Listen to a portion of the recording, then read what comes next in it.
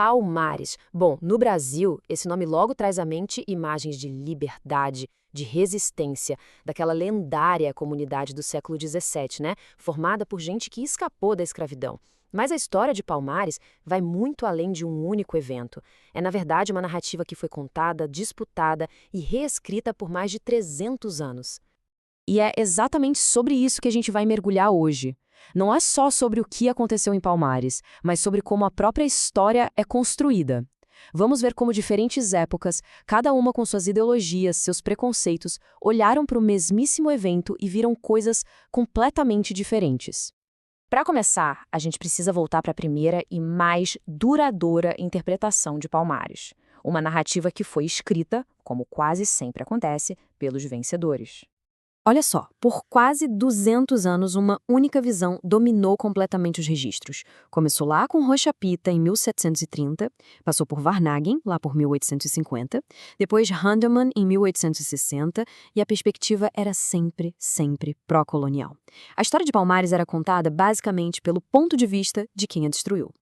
E o curioso nessa perspectiva é uma certa dualidade. Autores como Rocha Pita, por exemplo, eles não negavam o heroísmo ou a organização dos palmarinos. Ele até chegou a chamar Palmares de uma república rústica e a seu modo bem ordenada. Mas, no fim das contas, a derrota deles era vista como um triunfo da civilização, uma vitória para a colônia. Essa citação do Handelmann resume perfeitamente a visão colonial. Palmares não era só um inimigo, era uma ameaça existencial para a própria estrutura da sociedade escravista. A existência deles não podia ser tolerada. Então, do ponto de vista da colônia, a aniquilação não era só uma opção, era um dever. Agora vamos avançar um pouco no tempo para o início do século XX.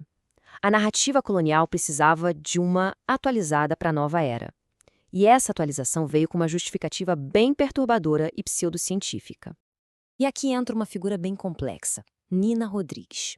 Ele foi o primeiro a aplicar um rigor acadêmico mais moderno ao estudo de Palmares, sabe? Usando documentos, fazendo análises sociológicas. O problema é que todo o trabalho dele foi filtrado pelas teorias profundamente preconceituosas do tal racismo científico da época. E essa citação aqui revela a premissa central de toda a análise dele.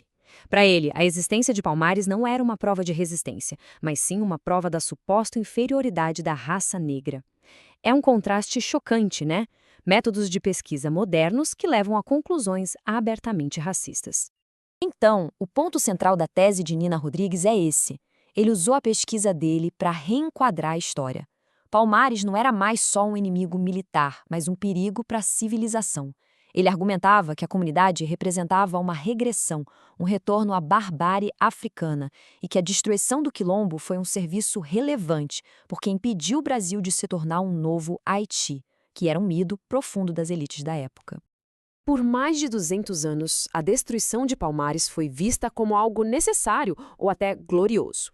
Mas aí, um historiador apareceu e mudou completamente os termos morais desse debate. O ano é 1947, e esse momento é um verdadeiro ponto de virada. Com a publicação de O Quilombo dos Palmares, Edson Carneiro fez algo radical. Ele não apenas recontou a história, ele mudou a pergunta fundamental sobre ela. E isso aqui ilustra perfeitamente a mudança de chave. Carneiro foi o primeiro grande estudioso a questionar a ideia de que existia alguma glória na supressão violenta do quilombo. Ao se recusar a celebrar a vitória colonial, ele abriu um espaço para uma nova forma de enxergar Palmares, não mais como uma ameaça, e sim como uma saga popular brasileira. O trabalho do Carneiro foi revolucionário, sem dúvida, mas ele abriu a porta para uma teoria ainda mais radical. Uma teoria proposta por um pensador que acabou sendo, em grande parte, ignorado por décadas. O mais fascinante aqui é que o Benjamin Perret, que era um intelectual trotskista francês, não descobriu novos documentos. Ele leu o livro do Carneiro e aplicou uma estrutura de análise completamente diferente. A contribuição dele não foi factual, foi teórica. E isso mudou tudo. Essa comparação aqui vai no cerne da questão. Para o Carneiro, a criação de um quilombo era uma reação de defesa, uma ação que ele via como negativa.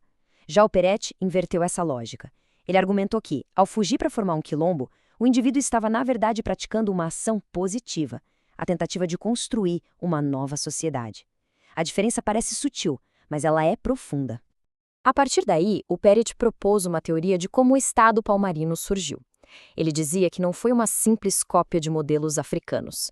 Pelo contrário, evoluiu por necessidade.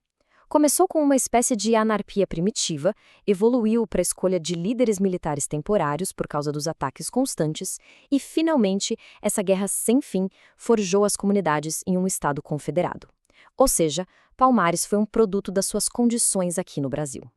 E aqui está a sua tese mais inovadora, que basicamente virou a história brasileira de cabeça para baixo.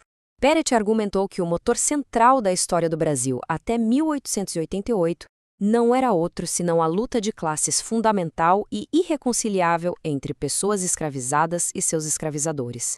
E Palmares era a manifestação máxima desse conflito. Com base nessa tese, Peretz chegou a uma conclusão trágica. Palmares não tinha como sobreviver como uma ilha de liberdade num oceano de escravidão. A única chance, na visão dele, era se tornar a faísca de uma revolução geral contra a escravidão no Brasil inteiro. Isolado, o quilombo estava condenado. Tá, mas por que uma ideia tão poderosa foi praticamente enterrada? A resposta, em grande parte, está na política da Guerra Fria.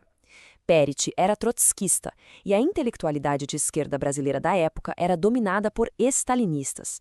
As divisões ideológicas profundas, junto com uma briga pessoal com o próprio Carneiro, garantiram que o ensaio do Peretz ficasse esquecido por décadas.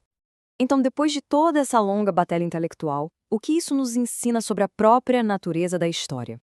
E o que é impressionante é que, com o tempo, a história acabou alcançando Peretz. Décadas depois, lá nos anos 70 e 80, outros historiadores como o Décio Freitas e o Jacob Gorender chegaram de forma independente a conclusões muito parecidas.